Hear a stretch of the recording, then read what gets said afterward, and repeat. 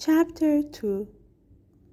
Uncle Charles smoked such black twist that at last his nephew suggested to him to enjoy his morning smoke in a little outhouse at the end of the garden. Very good, Simon. All strength, Simon, said the old man tranquilly. Anywhere you like, the outhouse will do more nicely. It will be more salubrious. Damn me, said Mr. Douglas frankly, if I know how you can smoke such a villainous, awful tobacco. It's like gunpowder, by God. It's very nice, Simon, replied the old man. Very cool and mollifying. Every morning, therefore, Uncle Charles repaired to his outhouse, but not before he had greased and brushed scrupulously his back hair and brushed and put out on his tall hat. While he smoked, the brim of his tall hat and the bowl of his pipe were just visible beyond the jambs of the outhouse door. His arbor, as he called the reeking outhouse, which he shared with the cat and the garden tools, served him also a sounding box. And very morning he hummed contentedly one of his favorite songs. Oh, twine me and a bower or blue eyes and a golden hair, or the growth of the blarney, while the grey and blue coils of smoke rose slowly from his pipe and vanished in a pure air. During the first part of the summer in the Black Rock, Uncle Charles was Stephen's constant companion. Uncle Charles was a hale old man with a well-tanned skin, rugged features, and white-side whiskers. One weekdays he did message between the house in a Carrisford Avenue and those shops in a main street of the town with which the family dealt. Stephen was glad to go with him on these errands, for Uncle Charles helped him very liberally to handfuls or whatever was exposed in open boxes and barrels outside the counter. He would seize a handful of grapes and a sawdust or 3 or 4 American apples and thrust them generously into his grandnephew's hands while the shopman smiled uneasily. And on Stephen's feigning reluctance to take them, he would frown and say, "Take them, sir. Do you hear me, sir? They are good for you, bowels." When the orderlies had been booked, the two would go on to the park, where an old friend of Stephen's father, Mike Flynn, would be found seated on a bench, waiting for them. Then would begin Stephen's run round the park. Mike Flynn would stand at the gate near the railway station, watch in hand, while Stephen ran around the track in a style Mike Flynn favored. His head high lifted, his knees well lifted, and his hands held straight down by his side. When the morning practice was over, the trainer would make his comments and sometimes illustrate them by shuffling along for a yard or so comically in an old pair of blue canvas shoes. A small ring of wonder-struck children and the nursemaids would gather to watch him and linger even when he and Uncle Charles had sat down again and were talking athletics and politics.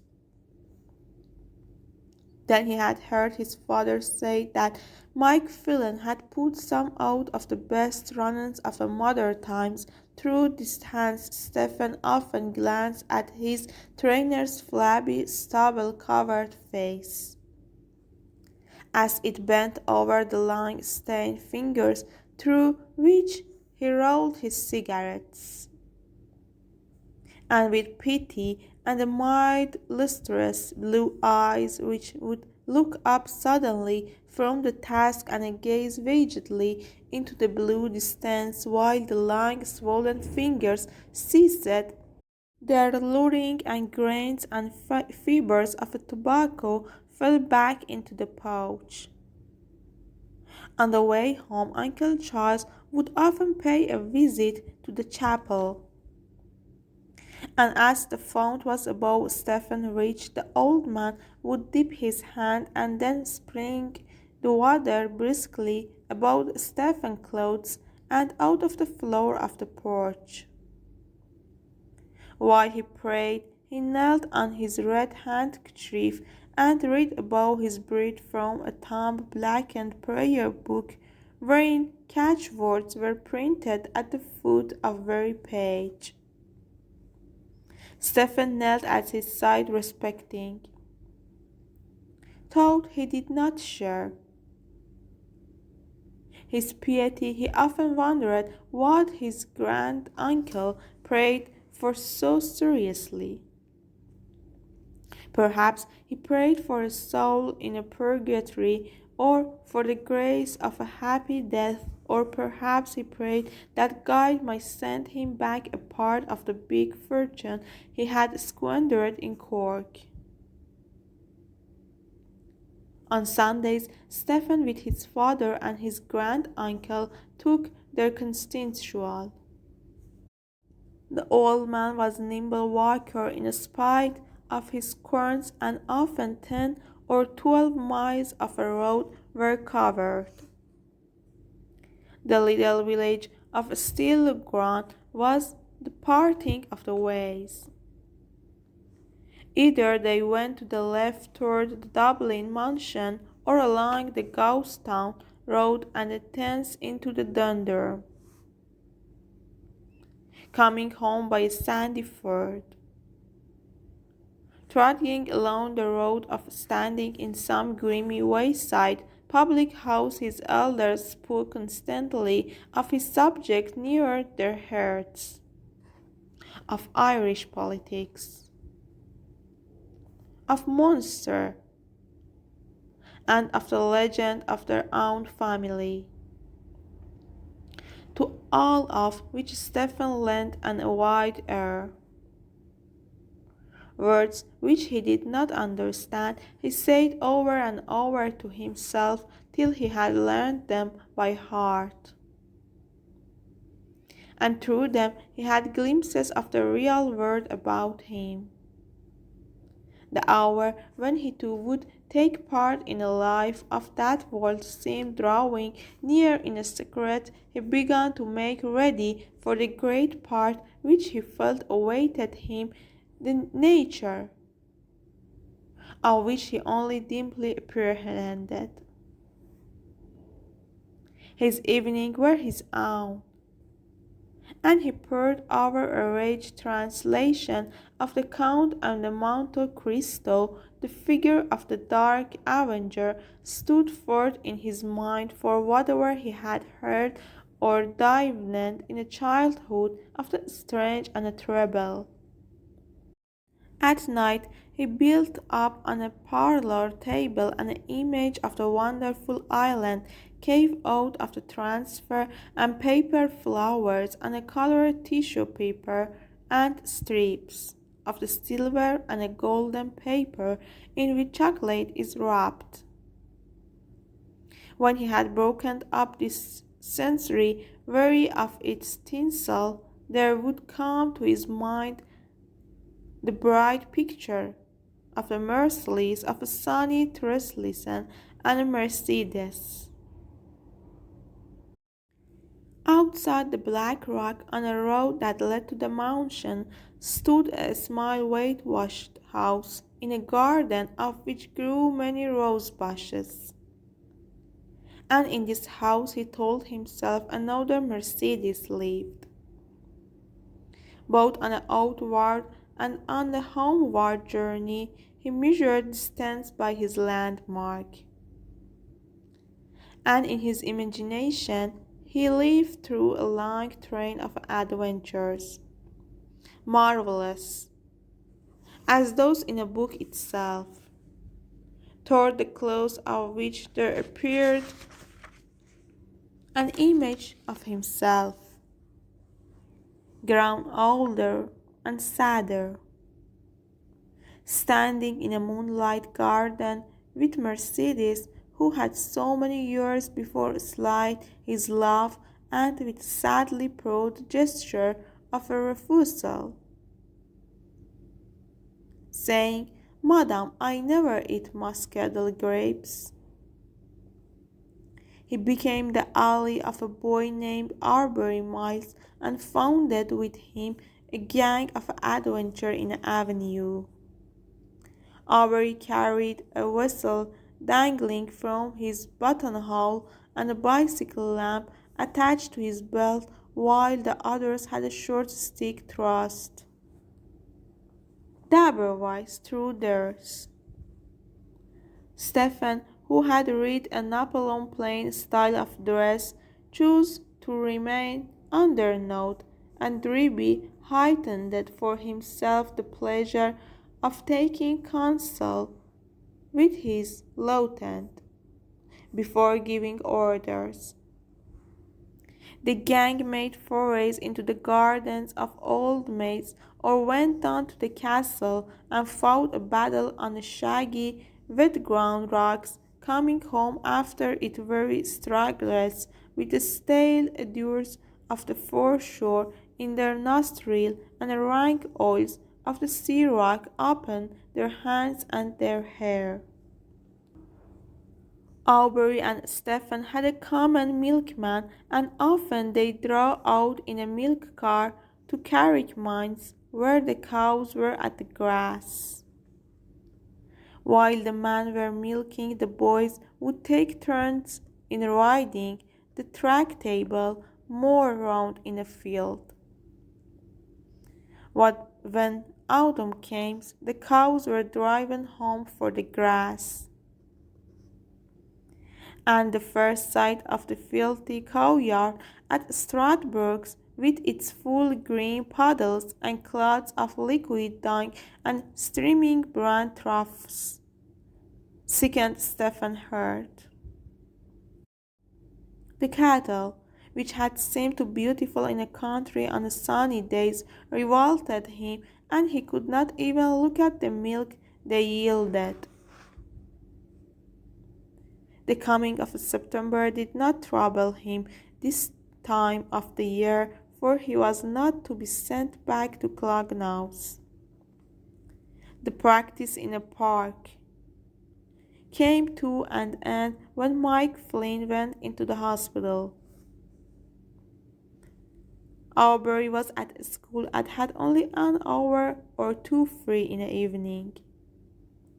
The gang fell asunder, and there were no more 94s or battles on the rocks. Stephen sometimes went round with a car which delivered the evening milk, and these chilly drives blew away his memory of this fault of the cowyard, and he felt no repugnance at seeing the cowhairs and hayseeds on a milkman's coat. Whenever the car drew up before a house, he waited to catch a glimpse of a well-scrubbed kitchen or of a softly lighted hall, and to see how the servants would hold the jug and how she would close to the door. He thought it should be pleasant life enough, driving along the roads every evening to deliver milk, if he had warm gloves and fat bags of ginger nuts in his pocket to eat from. but the same foreknowledge which had sickened his heart and made his legs sag suddenly as he raced round the park. The same intuition which had made him glance with mistrust at his trainer's flabby stubble-covered face as it bent heavily over his long-stained fingers, dissipated any vision of the future. In a vague way, he understood that his father was in trouble, and in this way that the reason why he himself had not been sent back to Clongowes. For some time he had felt a slight change in his house, and those changes in what he had deemed unchangeable were so many slight shocks to his boyish conception of the world. The ambition which he felt austere at the times in the darkness of his soul sought no out. A dusk like that of the outer world obscured his mind as he heard the mare's hoof clattering along the tram track on the rock road and the great can swinging and rattling behind him. He returned to the Mercedes, and as he brooded upon her image, a strange unrest crept into his blood. Sometimes a fever gathered within him, and led him to roam alone in the evening along the quiet avenue. The peace of the gardens and the kindly lights in a window poured a tender influence into his restless heart. The noise of the children at play annoyed him at their silly voices, made him feel even more nearly than he had felt at Clongowes that he was different from others. He did not want to play. He wanted to meet in a real world the unsubstantial image which his soul so constantly beheld. He did not know where to seek it, or how, but a premonition which led him and told him that this image would, without any overt act of his, encounter him. They would meet quietly as if they had known each other and had made their tryst perhaps at one at the gates or in some more secret place. They would be alone, surrounded by darkness and silence. And in the moment of supreme tenderness, he would be transfigured. He would fade into something impalpable under her eyes, and then in a moment he would be transfigured. Weaknesses and timidity and inexperience would fall from him in the magic moment. The great yellow caravans had halted one morning before the door, and men had come tramping into the house to dismantle it.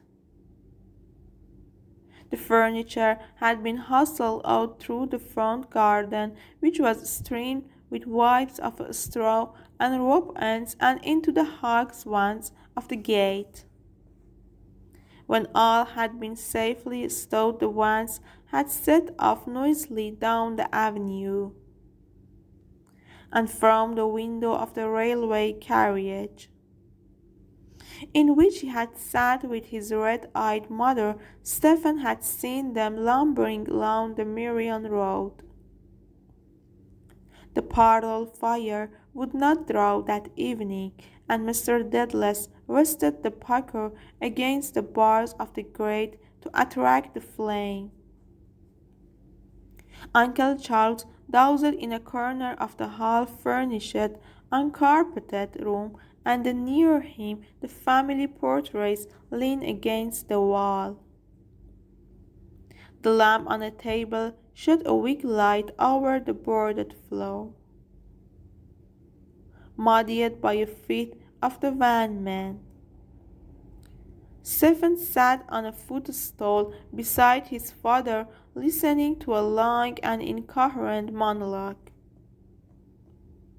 He understood little or nothing of it at first, but he became slowly aware that his father had enemies, and that some fight was going to take place. He felt, too, that he was being enlisted for the fight, that some duty was being laid upon his shoulders. Then, sudden flight from the comfort and reverie of the black rock, the passage through the gloomy, foggy city, then thought of the bare, cheerless house in which they were now live, made his heart heavy. And again an intuition, a foreknowledge of the future came to him. He understood also why the servants had often whispered together in a hall, and why his father had often stood on a hearthrug, with his back to the fire, talking loudly to Uncle Charles, who urged him to sit down and eat his dinner. "There is a crack of the whip left in me yet, Stephen, old chap," said Mr. Dedalus, poking at the dull fire with a fierce energy. "We are not dead yet, sonny.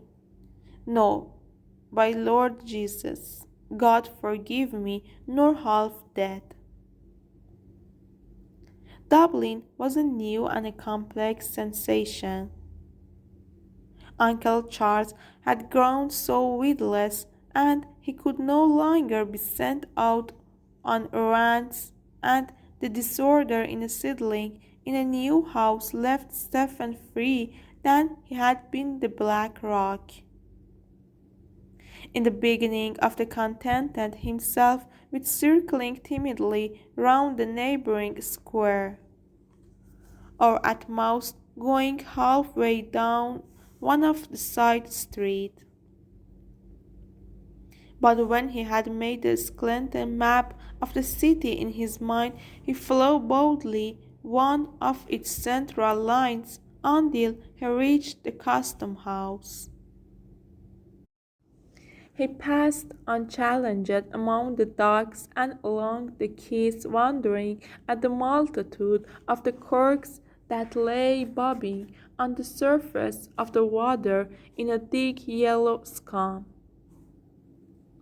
at the crowds of quay porters and the rumbling carts and the ill-dressed bearded policeman. The vastness and strangeness of the life suggested to him by the bales of the merchandise stuck along the walls or swung aloft out of the holds of the steamers weakened again in him the unrest which had sent him wandering in this evening from the garden to garden in search of the Mercedes. And amid this new bustling life he might have fancied himself in a northern Marseilles, but that he missed the bright sky and the sun-warmed trellises of the wine shops. A vague dissatisfaction grew up within him as he looked up at the quays and on a river and on a lowering skies, and yet he continued to wander up and down day after day as if he really sought someone that lauded him. He went once or twice with his mother to visit their relatives, and though they passed a jovial array of shops lit up and adorned for Christmas, his mood of the embittered silence did not leave him. The cause of his embitterment were many, remote and near. He was angry with himself for being young and the prey of the restless, foolish impulses. Angry also with the change of the fortune which was reshaping the world about him into the vision of a scholar and insincerity. Yet his anger lent nothing to the vision. He chronicled with patience what he saw, detaching himself from it and testing its mortifying flower in a secret. He was sitting on the backless chair in his own kitchen. A lamp with a reflector hung on the jamb of the wall on the fireplace, and by its light his aunt was reading in the evening paper that lay on her knees. She looked a long time at the smiling picture that was set it and said musingly, "The beautiful member hunter." A ringletted girl stood on a tiptoe to peer at the picture and say softly, "What is she in, Maud?" "In a pantomime, love." The child leaned her ringleted head against her mother's sleeve, gazing on the picture, and murmured as if fascinated, "The beautiful Mabel Hunter." As if fascinated, her eyes rested long upon the demurely taunting eyes as she murmured devotedly, "Isn't she an exquisite creature?" And the boy, who came in from the street stamping crookedly under his stone of coal, heard her words. He dropped his load promptly on the floor and hurried to her side to see. He molded the edge of the paper with his reddened and blackened hands, shouldering her aside and complaining that he could not see. He was sitting in a narrow breakfast room high up in a tall dark window house. The firelight flickered on the wall, and beyond the window a spectral dusk was gathering upon the river.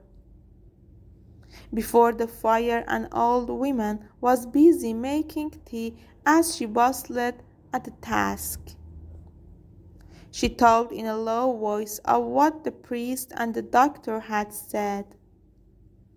She told too of the certain change they had seen in her late, of her odd ways, and saying, he sat listening into the words and flowing the ways of the adventure that lay open in his calls. Arches and valleys and winding galleries and jagged caverns. Suddenly he became aware of something in a doorway. A skull appeared suspended in the gloom of the doorway. A feeble creature, like a monkey, was there, drowned there by the sound of voice at the fire. A whining voice came from the door asking, "Is that Josephine?" The old bustling woman answered cheerily from the fireplace, "No, Ellen, it's Stephen." "Oh, good evening, Stephen." He answered the greeting and saw the silly smile break over the face in the doorway. "Do you want anything, Ellen?" asked the old woman at the fire. But she did not answer the question and said, "I thought it was Josephine. I thought you were Josephine, Stephen." And repeating this several times, she fell to laughing feebly. He was sitting in the midst of the children's party at the Harold Cross. His silent, watchful manner had grown upon him, and he took little part in the games. The children, wearing the spoils of their crackers, danced and romped noisily, and thought he tried to share their merriment. He felt himself a groomy figure amid the gay cocked hats and sunbonnets. But when he had sung his song and withdrawn into the snug corner of the room, he began to taste the joy of his loneliness. The mirth, which in the beginning of the evening had seemed to him false and trivial, was like a soothing air to him, passing gaily by his sense, hiding from other eyes the feverish agitation of his blood, while through the circling of the dancers and amid the music and laughter her glance travelled to his corner, flattering, taunting, searching, exciting his heart. In the hall the children, who had stayed lateless, were putting on their things. The party was over. She had thrown a shawl about her, and as they went together toward the train, sprays of her fresh warm breath flew gaily above her, cowled her, and her shoes tapped blithely on the glassy road. It was the last tram. The lank brown horses know it and shook their bells to the clear note in admonition. The conductor talked with the driver, both nodding often in the garden light of the lamp. On the empty seats of the tram were scattered a few colored tickets. No sound of the footsteps came up or down the road. No sound broke the peace of the night save when the lank brown horses rubbed their noses together and shook their bells. They seemed to listen. He on the upper step and she on the lower. She came up to his step many times and went down to hers again between their faces, and once or twice stood close beside him for some moments on the upper step, forgetting to go down, and then went down. His heart danced upon her movements like a cork upon a tide. He heard what her eyes said to him from beneath their cowl, and knew that in some dim past, whenever alive or reverie, he had heard their tale before. He saw her urge her vanities, her fine dress and sash and long black stocking, and knew that he had yielded to them 1,000 times.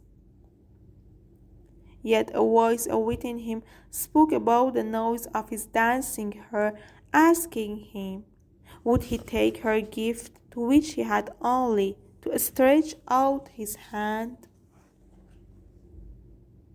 And he remembered the day when he and Ellen had stood up looking into the huddled grounds, watching the waitress running up a trail of bunting of the flagstaff, and the fox terrier scampering to and fro on the sunny lawn.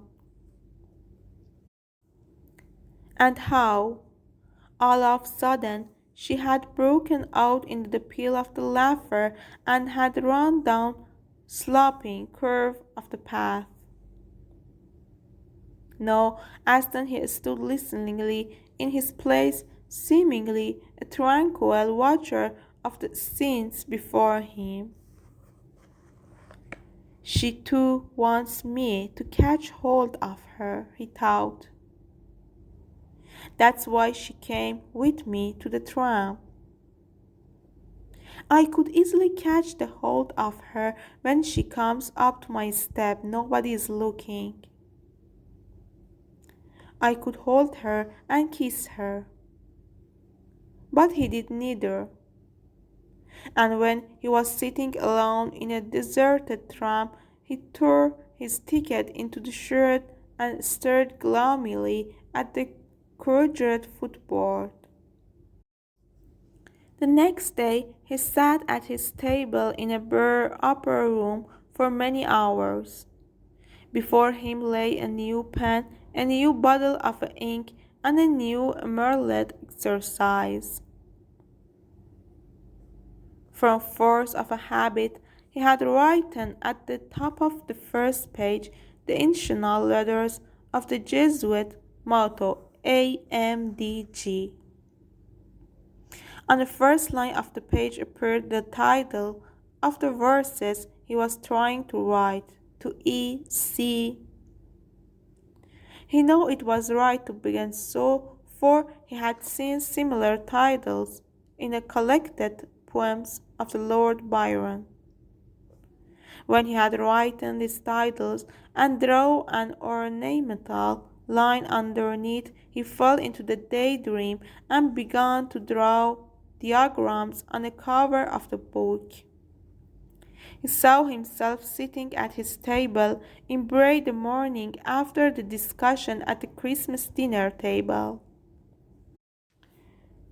trying to write a poem about Parnell on the back of one of his father's second Moonlit notices.